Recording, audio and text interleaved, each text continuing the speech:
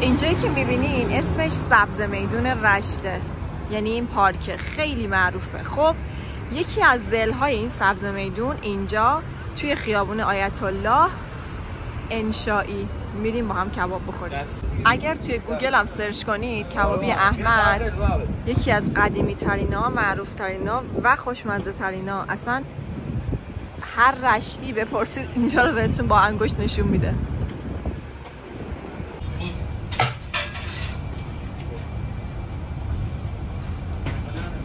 در کنار این کبابی جذاب یه دونه خیابونه که صنایع دستیه.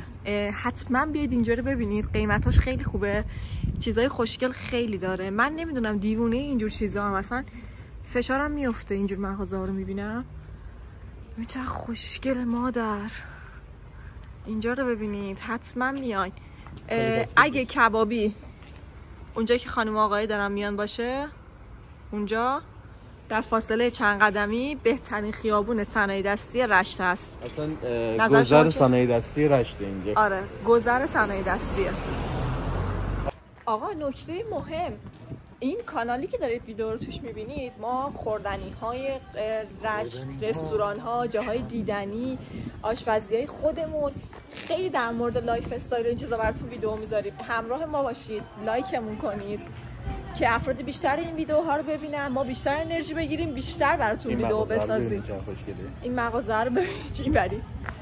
چه خوشگله. من اینو نمی‌خواستم نشون بدم. موتوریه رو می‌خواست نشون بده. موتوریه رو می‌خواست نشون بده، ولی من میگم این خوشگله. خوشگله. ازت چیه؟ خوبه. بای.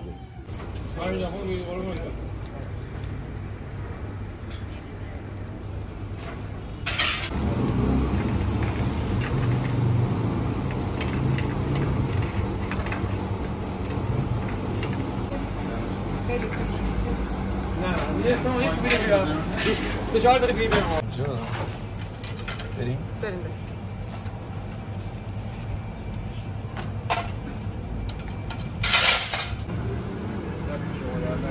خب مسئله مهم اینه که اینجا بیرون بره. مرسی آقا.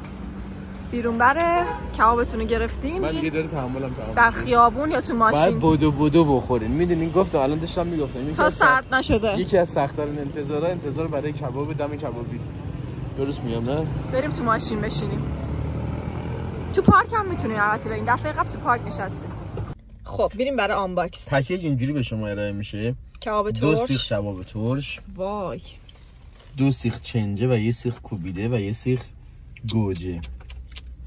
آقا پیاز و نارنج. چقدر سخته تو این مواقع ویدیو گرفتن. آره خیلی کار سختیه. خودتون کثیف نکنین، بقیه‌اش مهم نیست. این کباب قطعا بهترین کباب زندگیتونه. آره.